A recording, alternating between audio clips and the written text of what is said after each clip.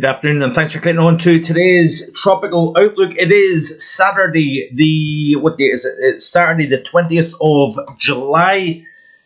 And up until now, the main development region of the Atlantic has been fairly quiet. One of the reasons for that, or a few of the reasons for that, has been the increase in shear compared to average from 1st of June through the middle portions of July. We've had drier than average conditions and a more stable tropical Atlantic atmosphere. So in a sense, we've had a warmer layer within the mid and upper levels of the atmosphere compared to average. We've had also stronger than average shear, and that has meant that we've had the lowest ACE so far through the Atlantic Basin since 2009. So this is a tweet here by Dr. Michael Lowry showing that despite all the flooding from abundant tropical moisture to start the hurricane season, that's been in the United States. Obviously, tropical systems have so far struggled to organise with the shear and a more stable environment overall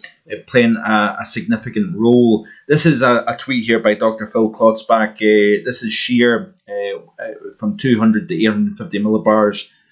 Vertical shear anomaly 1st of June through the 6th of July. And you can see here through the main development region, we've generally had, especially through the Caribbean, abnormally strong wind shear.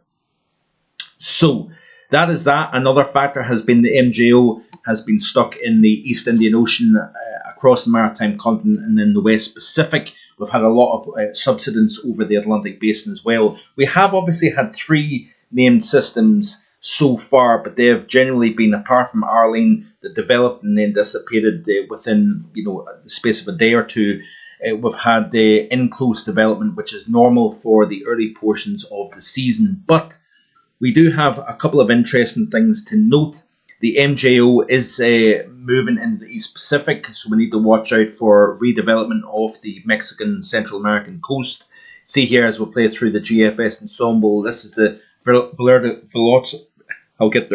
velocity potential anomaly at 200 millibars. The greens represent upward motion. The browns and oranges, should I say, represent rising, sinking motion within the atmosphere. So greens rising, oranges sinking within the atmosphere. But you notice here we're starting to lose that subsidence over the Atlantic Basin. So an attempt at taking the lid off the Atlantic atmosphere.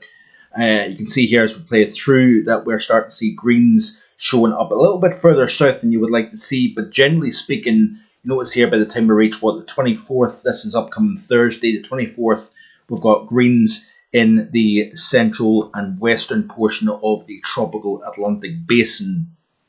In terms of wind shear, we do have a little bit stronger than average through the tropics, especially through the Caribbean. But a couple of interesting things also to take note is the fact that we've got a sea surface temperature profile that isn't overly conducive either. Slightly below average across parts of the main development region in the southern portion of the Caribbean, warmer further north. That tends to promote lower pressure in the north and higher pressure and more stability within the tropics. And again, that is not what the tropical systems like to see. We've also got a fresh ingestion of the Saharan air layer coming off Africa as well.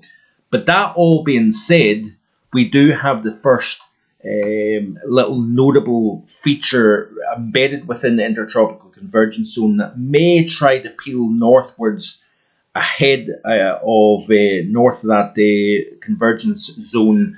But there's a very low probability of anything coming from this. 20% chance of development according to NHC over the next 7 days here. I'll very briefly touch on this. A tropical wave interacting with a broad area of low pressure is producing disorganized showers and thunderstorms about 900 miles west-southwest of the Cabo Verde Islands. Environmental conditions are marginally conducive for a gradual development of this system during the next few days as it moves west-northwest at around 10 miles per hour. But the very low probability of development, at very best, 10%.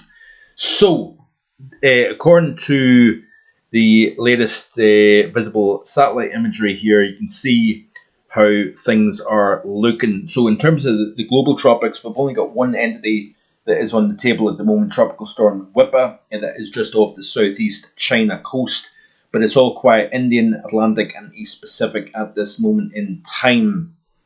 I want to show you the probabilities of the ECMWF ensemble for the next few days, and you can see here that we do have a relatively low chance of anything coming from this. The problem that you've got is it's got a relatively dry environment. You've got the fresh surge of Saharan dust just to the north coming off Africa, moving westwards out over the Atlantic basin, and we're increasing shear over the leewards and the Caribbean Sea at the moment here. And sea surface temperatures are fairly marginal, it has to be said as well. And you can see, looking at the GFS, this is the mean sea level pressure, as well as the 7 to 300 millibar relative humidity levels within the atmosphere. Obviously, the browns represent dry air, greens represent moisture. You can see here a tremendous amount of dry air getting drawn around the base of the Bermuda High here, westwards. And what's happening is this little feature is embedded within the intertropical convergence zone. It has to lift northwards, and as it does so, it's going to ingest that drier air. Play through this loop here, you can see that we basically see this kind of moist layer, but it's well to the south, and there's a lot of dry air just to the north of this zone as well. So it's not looking overly favourable, it has to be said, at this moment in time.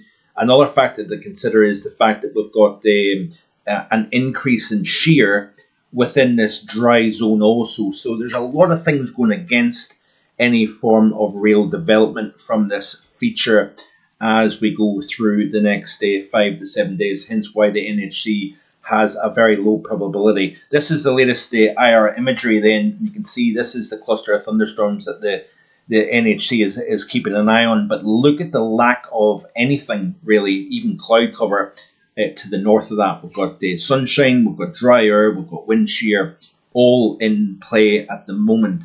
But it's really not looking massively promising as we head towards the latter half of July here. You can see that we increase subsidence according to the GFS ensemble over the Atlantic basin as we head towards the very end of July, increasing upward motion central and west Pacific, subsidence over the Indian Ocean. So we've started to see a decrease in the Indian monsoon, Southeast Asia monsoon as well. We're going to start to see things somewhat quietening down here, considering how busy it's been.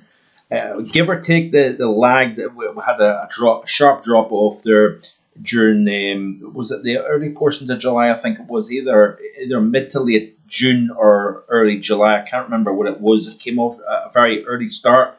Late May was seen the arrival of the monsoon. It really went on gangbusters. Then it fell flat as we started to see an area of subsidence moving into the region. We then increased the monsoon activity again, and has been pretty much ongoing. India, Bangladesh, into the southeast of Asia in recent times, but we are about to see a decrease in that monsoon trough and the energy associated with it as we head towards the latter half of July. Looking at the CFSV2 in terms of rainfall, not a whole lot going on through the Caribbean and up into the Gulf of Mexico upcoming 7 days. Into the following 7 days, not a huge amount to speak about. We do have the intertropical convergence zone scraping the north of South America into the Caribbean, marginally wet than average. Look at the amount of subsidence over Southeast Asia. It's still showing above average precipitation. The south of India, drier across the north. Into week 2, you can see here that we see slightly wet than average according to the CFSV2 in the central portions of India. But generally speaking, we've got wet south, dry north. Week 1, very dry through Indonesia, Malaysia. And in the week 2, you can see here wet Australia, very dry through Indonesia, wetter across central portions of Asia. But even into the Atlantic basin here, not a great deal to speak about overall. In terms of the upward motion then of the CFSV2, this is week 1. You can see here we've got the subsidence over the Atlantic. We've got this Kelvin wave moving eastwards, this pulse of upward motion that may help increase activity over the East Pacific. Moving into week 2, again, the greens are becoming a little bit more favourable over the western portion of the Atlantic Basin. Into week 3, again, marginal. We've got something that looks a little bit more favourable.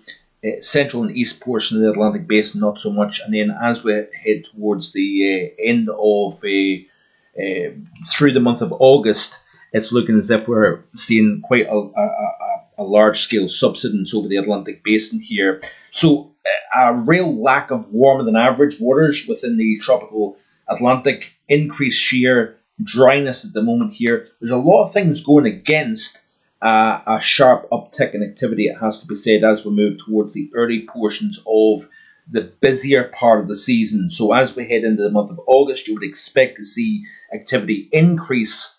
That doesn't look massively like that's going to take place given the overall environment that I'm seeing here at this moment in time. So, hope you've enjoyed today's video. Like, share and subscribe, and I'll be back with the European Outlook tomorrow. Bye-bye.